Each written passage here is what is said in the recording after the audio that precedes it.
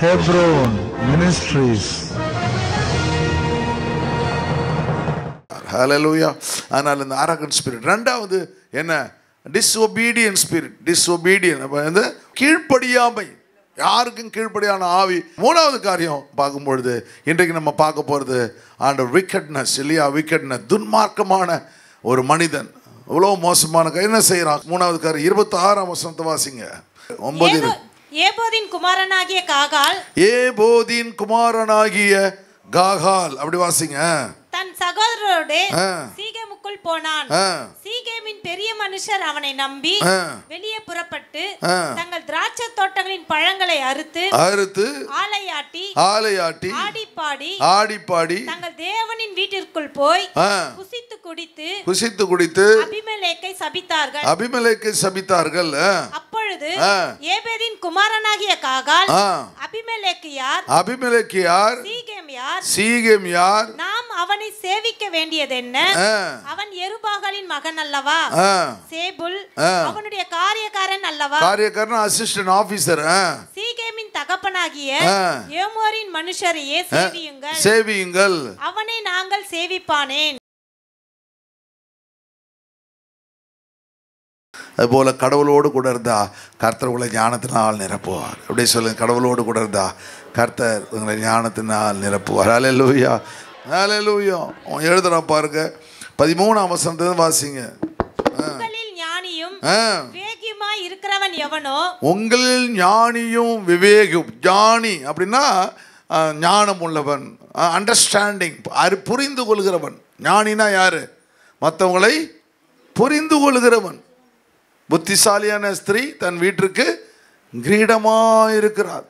புத்திசாலியான ஸ்திரீ இருட்டோடே எழுந்து வேலைகளை செய்ய. எப்படி புத்திசாலியான ஸ்திரீ? அப்போ புத்திசாலியா இருந்தா அவள் மற்றவங்களை புரிந்து கொள்வாள். புரிந்து கொண்டாங்கன்னா சண்டையே வராது. அப்போ அவன் அழகா எழுதுறான், ஞானியும் விவேகமாக இருக்கிறவன் எவனோ அவன் ஞானத்திற்குரிய சாந்தத்தோடு, அவனுக்கு என்ன ஞானம் இருக்கோ அந்த ஞானத்துக்குரிய சாந்தம் இருக்க வேண்டும். நல்ல ஞானம் இருக்கவங்க என்ன பண்ணக்கூடாது? கோபப்படக்கூடாது. எடுத்துன்னு படித்தவன் அப்படின்னா அவன் என்ன பண்ணணும்? அந்த படித்தவன் மாதிரி நடந்துக்கணும். அப்போ அப்படின்னு அர்த்தம். ஞானத்துக்குரிய சாந்தத்தோட கிரியைகளை நல்ல நடக்கையினாலே காண்பிக்க கடவர். தன் கிரியைகள்னா நீ செய்கிற வேலை, நீ என்ன வேலையோ அந்த வேலையை நல்ல நடக்கையில் காண்பிக்க கடவர். ஹல்லேலூயா. அப்போ என்ன அர்த்தம்? நீ நல்லா படிச்சிருக்கீங்க, ஊழியம் செய்கிறீங்க அப்படின்னு சொன்னால் ஒருத்தவங்க கூட அப்ரோச் பண்ணும்பொழுது அவங்கள மனசை புரிஞ்சுக்கிட்டு அவங்களுக்கு தகுந்த மாதிரி பேசணும். ஒருத்தவங்க படிக்கவே இல்லை, ஒரு ட்ரை சைக்கிள் கார் வந்து ஒன்று இடிச்சிடுறாரு. What are you thinking in your mind? How can you hit me? அப்படின்னு கேட்டா என்ன சொல்ற நீ? இல்லை அவங்ககிட்ட போயிட்டு ஏன்பா என்னை இடிச்சேன், நான் கரெக்டாக தானப்பா வந்தேன் அப்படின்னு அவனுக்கு புரியும். அப்போ அவனுக்கு என்ன லாங்குவேஜ் புரியுமோ அப்படின்னு அவன் பேசும்பொழுது அவனுக்கு புரியும். அது போல் ஞானம் உள்ளவங்க என்ன பண்ண முடியும்? ஞானம் உள்ளவனை போல பேசணும். அதுதான் கர்த்தர் நமக்கு அந்த ஞானத்தை கொடுக்குறார். அவன் சொல்கிறான் பாருங்க, அவர்கள் சாந்தத்தோட நல்ல நடக்கையிலே. அவர் படித்தவருங்க, அவர் நல்லா ஒழுங்க கரெக்டாக செய்கிறாருங்க அப்படின்னு உங்களை பற்றி சொல்லணும், காண்பிக்க கடவன். உங்கள் இருதயத்திலே கசப்பான வைராக்கியம், என்மை, பிட்டர்னஸ் சொல்லுவாங்க. எப்போ பார்த்தாலும் ஒருத்தனை பார்க்கும் பொழுது அப்படியே ஒரு காய்மாலக்காரன் மாதிரி, என்னமோ இவர் 4 ஏக்கர் லேண்டை ஒரு ஏமாற்றி வாங்கிட்ட மாதிரி பார்க்குறது. இவரு கதையே ஒரு மாதிரி. ஆனால் இவர் பார்க்குற பார்வை பார்த்தா இவர் 4 ஏக்கர் ஏமாற்றி வாங்கின மாதிரி, இவருடைய குடும்பத்தில் வந்து இவருடைய நகையெல்லாம் கொடுத்துட்டு போயிட்டு இவர் அடகு வச்ச மாதிரி ஏதாவது ஒன்று நினச்சி நான் அவனை பார்த்த போது இரிட்டேஷன் பார்ப்பான். ஒன்று பிரச்சனையும் இருக்காது, ஆனால் பார்க்குற பார்வை அப்படி இருக்கும். அவனுக்கு கசப்பான வைராக்கியம், தேவையில்லாத ஈகோவை நான் இயேசுவத்தில் போன்னு ஜெபிக்கணும். நீங்கள் டெய்லி ஈகோன்றது 3 வேர்டு நான் அடிக்கடி சொல்லுவேன். ரிலேஷன்ஷிப்ன்றது 12 வார்த்தை, 12 லெட்டர்ஸ். அந்த ஈகோ வந்து 12 லெட்டர்ஸை ஸ்பாயில் பண்ணக்கூடாது, அந்த உறவை கெடுத்து விடக்கூடாது. நீங்கள் யார்? தேவனுடைய பார்வையில் சகோதர சகோதரியாக கத்தடி ஒரே குடும்பத்தை சார்ந்தவர்கள். ஹல்லேலூயா. ஒரே குடும்பத்தை நீ சார்ந்த உங்களுக்குள்ள கர்த்தர் நம்ம சர்ச்சில் 29 வருஷமாக வர ஆத்துமாக்களும் இருக்கிறாங்க இல்லையா? 15 வருஷம் வரும், 13 வருஷம், 2 வருஷம், 1 வருஷம் வர ஆத்துமாக்களும் இருக்காங்க. அப்போ ஆண்டவர் என்ன பண்ணுறாரு? இந்த குடும்பத்தில் ஆண்டவர் என்ன பண்ணுவார்? சேர்த்துட்டார். நிறைய காரியங்கள் அவன் சொல்லிட்டு வரான் பாரு. உங்கள் இருதயத்தில் கசப்பான வைராக்கியம் விரோதம் வைத்தீர்களானால் நீங்கள் பெருமை பாராட்டதே. ஆமாம், நான் ஒன்று சில பேர் வைராக்கியம் உள்ளவங்க, நான் செஞ்சது பெருமை பாராட்டுவாங்க. அதில் பெருமை பற்றியா 4 பேர் அடித்த பற்றியா திட்டினா அவள் அப்படியே பயந்து போயிட்டா, அலண்டு போயிட்டா, கைகள்லாம் உதறிச்சு, நான் விடுவனா, நான் யாரு அப்படின்னு சொல்லி பெருமை பாராட்டுறது இல்லையா? அவங்களுடைய கெட்டதில் அவர் சொல்கிறாரு, நீ பெருமை பாராட்டாத, வைராக்கியத்தில் நீ பெருமை பாராட்டாத, விரோதத்தில் பெருமை பாராட்டாத அப்படின்னு சொல்லி சொல்கிறார். சத்தியத்துக்கு விரோதமாய் பொய் சொல்லாத இருங்க. டெய்லி பைபிள் படிக்கிற கிறிஸ்தவன் சொல்ற, ஆண்டோட பிள்ளையா வாழணும்னு சொல்ற, நீ என்ன செய்யற? பொய் சொல்ற. எப்படி சொல்ற அப்படின்னு கேட்குறான். யாக்கோபு மீன் பிடிச்சவன் இயேசுவோட இருக்கும்பொழுது மாறிடுறான் டோட்டலா. அவன் எழுதும்பொழுது சொல்றான், எப்படா பொய் சொல்ற அப்படி சொல்லி எழுதுறான் பாரு. சத்தியத்திற்கு விரோதமாய் பொய் சொல்லுமாயிருங்கள், சொல்லாமலும் இருங்கள். இப்படிப்பட்ட ஞானம் பரத்திலிருந்து இறங்குற ஞானமா இல்லை. நீ பொய் சொன்னா உனக்கு கொடுத்த ஞானம் ஆண்டவர் கொடுத்த ஞானம் இல்லை. உனக்கு கொடுத்த ஞானம் எப்படிப்பட்ட ஞானம்? லௌகிக லௌகிகனா உலக சம்பந்தமான ஞானம். அவன் போய் சொல்றான், இவன் போய் சொல்றான், அவன் பிஸ்னஸ் பண்றான், ஏமாத்தி விற்கிறான், எல்லாத்தையும் செய்யறான். அந்த புத்தி உனக்கு வந்துடுது, வந்து வருது. லௌகிக ஞானமா இருக்குது, ஜென்ம சுவாபமா இருக்குது. உங்க அப்பாவுக்கு இருந்த புத்தி, உங்க அம்மாவுக்கு தாத்தாவுக்கு இருந்த புத்தி அதை மாத்து. நீ பக்கத்தில் பாசங்க மாத்துங்க, மாத்திடுங்க. நீங்க ஆண்டோடைய பிள்ளை, இன்னையிலேருந்து போய் சொல்லாதீங்க. இப்படி 10 வருஷம் பாசம் சொல்லிருக்கேன், நானும் அப்படிதான் சொல்லியிருக்கேன், நான் முடியலன்னு சொல்லுங்கறியா? ஜென்ம சுவாபம் அதை மாற்றணும். ஹல்லேலூயா. அப்புறம் சொல்கிறான் பாருங்க, இவை எல்லாம் பேய்க்கு அடுத்ததுமாக இருக்கிறது. எவ்வளோ ஹார்ட் வேர்ட்ஸ் யூஸ் பண்ணுறான் பாருங்க. அப்போ நீ பொய் சொல்லலாம், யாரா நீ? ஒரு பிசாசுன்னு சொல்கிறான். இனிமேல் பொய் சொல்கிறோம் பிசாசு அப்படி மைண்டில் வச்சுக்கிட்டிங்கன்னா நீங்கள் டக்கு நீங்கள் நல்லா ட்ரெஸ் பண்ணிட்டு முடியை விரிச்சு போட்டால் எப்படிங்க அப்படின்னு நினச்சிங்க. பொய் சொல்கிறோம் என் பேர் பிசாசு சொல்லிடுறான் பாருங்க. எப்படி சொல்கிறான் பாருங்க, பொய் சொல்கிறான். ஏன்னா உனக்கு பிசாசு கற்றுக்கணும். பரத்திலிருந்து வர ஞானம் அது இல்லை. பரத்திலிருந்து வர உண்மையை பேசுறது, சத்தியத்தை பேசுறது, ஆண்டவரை குறித்து பேசுறது, தெய்வ திட்டங்களை பேசு. பரத்தில் இல்லாத நேரம் வைராக்கியம் விரோதம் இதெல்லாம் பிசாசு கொடுக்கறது அப்படின்னு சொல்கிறான். பியூட்டிஃபுல்லா. பரத்திலிருந்து வருகிற ஞானம் முதலாவது சுத்தமுள்ளதாயும், பரத்திலிருந்து வர எப்படி இருக்கணும் அடுத்து பரத்தை சொல்றான். முதலாவது சுத்தமுள்ளதாயும், பின்பு சமாதானமும் சாந்தமும் இணக்கமுள்ளதாயும், இரக்கத்தாலும் கனிகளாலும். பரத்திலிருந்து ஞானம் மறுவாசிக்கமா நல்லா இருக்கு பாரு. பியூட்டிஃபுல்லா. பரத்திலிருந்து ஒரு ஞானம் எப்படி இருக்குதா? வருகிற ஞானம் முதலாவது சுத்தம் உள்ளது. ஹல்லேலூயா, ஹல்லேலூயா. இந்த ரெயின் வாட்டர்ல எங்கேயாவது கலப்படம் இருக்குமா? அப்படியே பியூர் வாட்டர் அப்படியே மேலேருந்து கீழே வரும். நீங்கள் பிடிச்சி பாருங்க.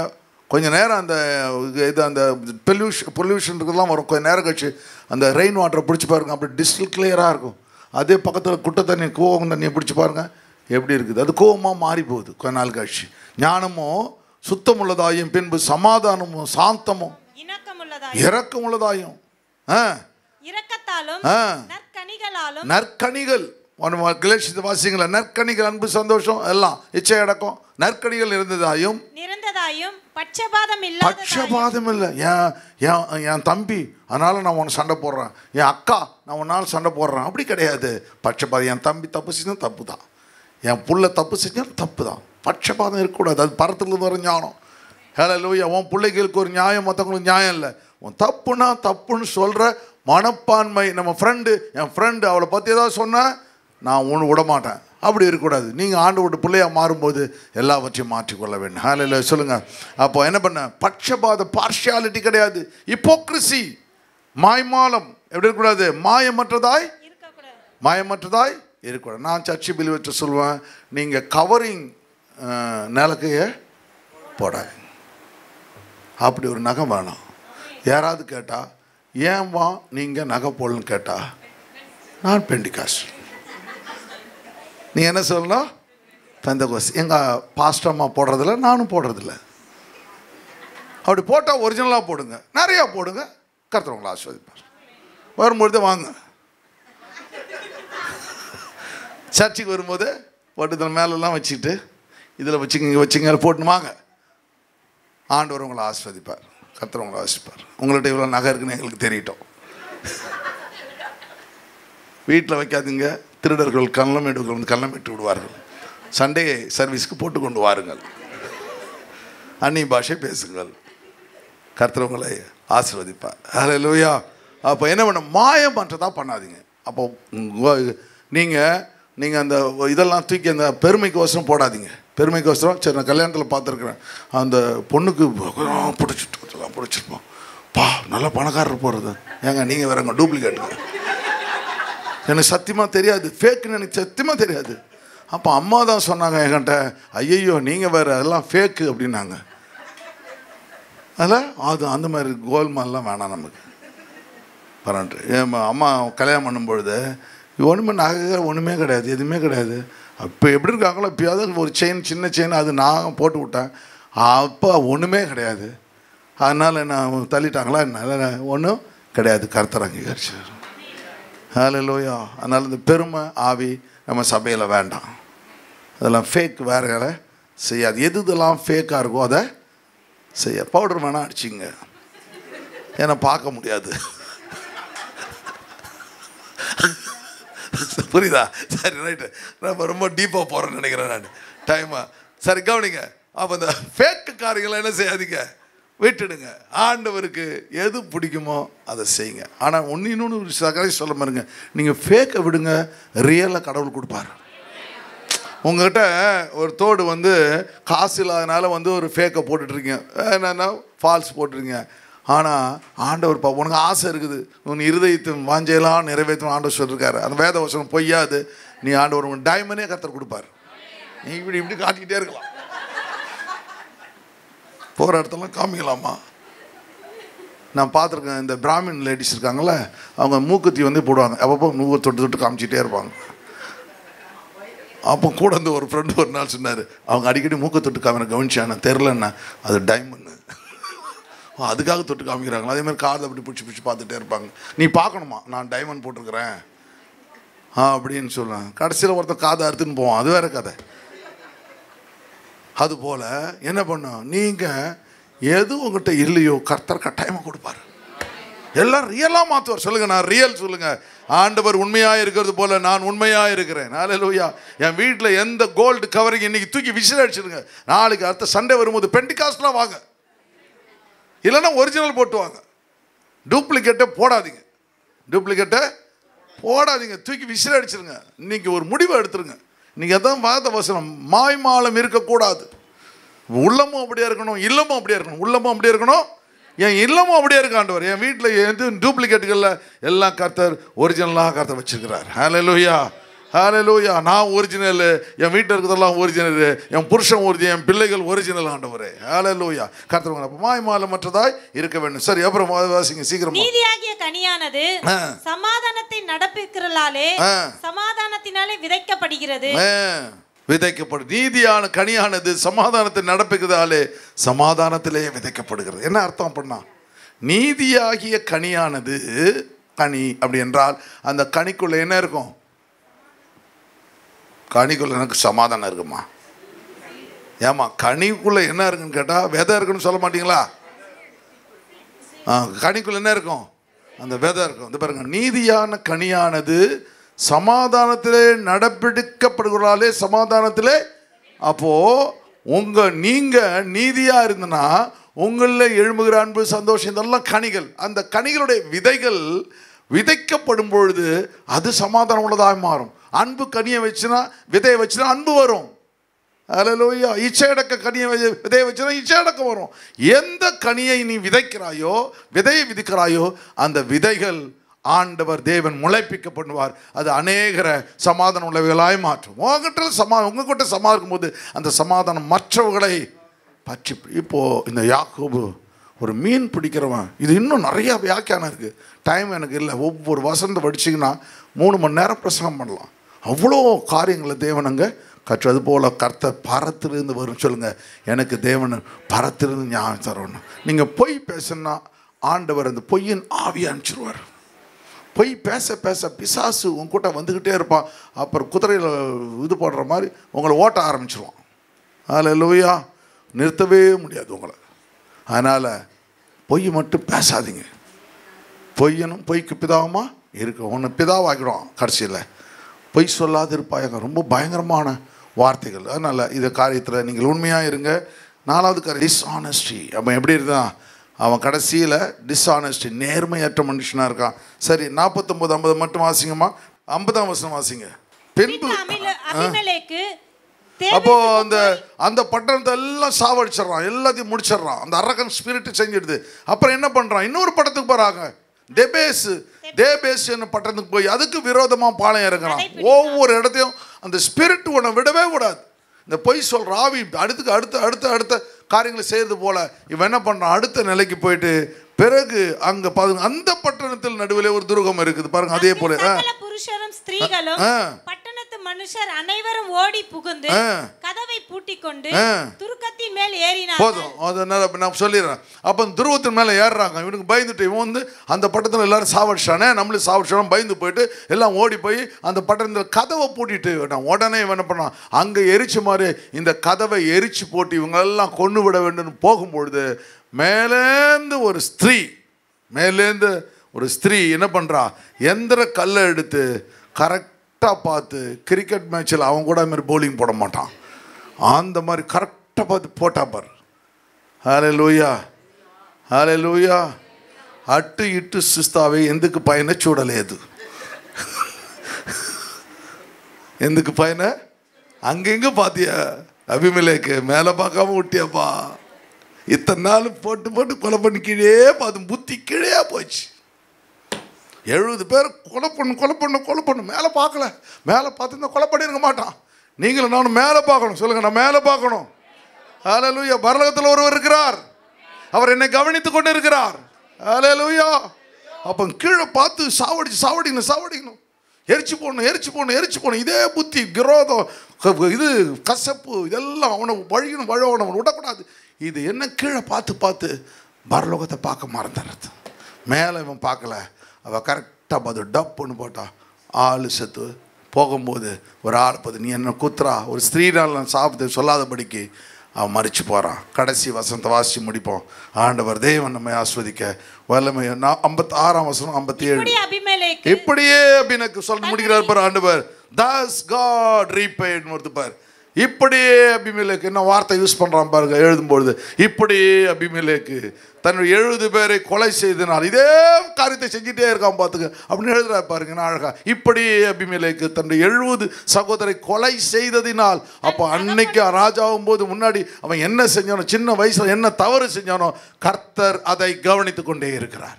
இப்போ நம்ம செய்கிற ஒவ்வொரு காரியத்தையும் தேவன் கவுண்ட் பண்ணிக்கிட்டே வராரு.